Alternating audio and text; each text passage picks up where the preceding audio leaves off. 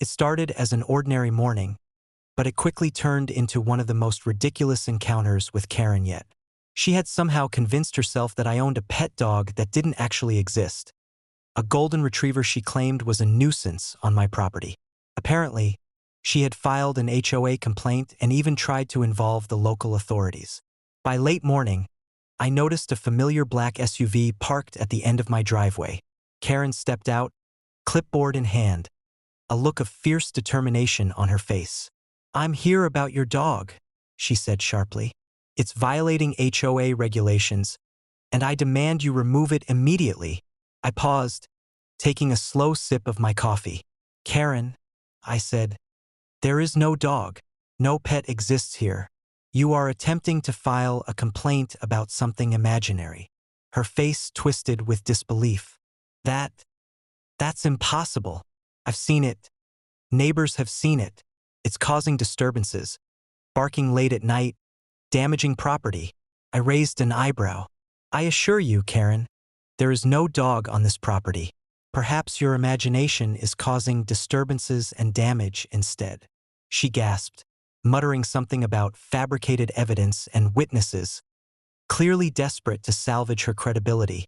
Before she could summon the local police, I calmly dialed the department myself. "Hello," I said evenly. "This is regarding a complaint filed by Karen, last name, about a non-existent dog. I would like to clarify that no such animal exists, and that any attempt to enforce HOA rules on this property regarding this imaginary dog would be considered harassment and trespassing."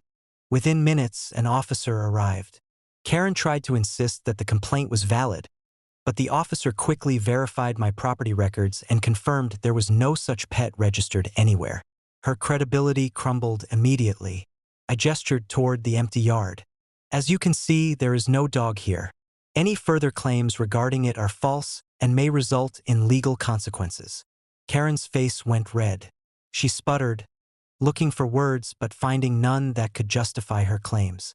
Her clipboard fell from her hands as she muttered, "This isn't over." I smiled politely. "It's over when facts are on the table, Karen. Let me know if you need further clarification on what is real and what isn't." Her attempts to escalate failed miserably. The officer stayed only long enough to record the incident and remind Karen that any further false complaints could result in charges. She retreated to her car, fuming and muttering about unbelievable arrogance and illegal property ownership. Neighbors who had witnessed the scene later laughed as they recounted the story. Karen, who had spent so much time obsessing over a non-existent dog, had humiliated herself in front of everyone. The tale quickly became legendary in the community. The woman who tried to sue over a dog that didn't exist and got called out immediately. I spent the rest of the day enjoying the quiet, my actual pets contentedly lounging around the property, and guests coming over without any interference. Karen had once again been reminded that fantasy has no power against facts, legal ownership, and calm, rational authority. By evening, I reflected on the absurdity of the situation. It was incredible how far some people would go to assert control over what wasn't theirs.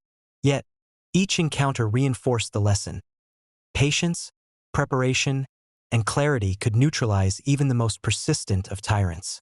Karen's imaginary dog incident would be told and retold as a story of audacity meeting reality, a reminder that the most ridiculous attempts at intimidation are often the ones that backfire the hardest. And, as always, I was left unbothered, my property secure, and my reputation strengthened.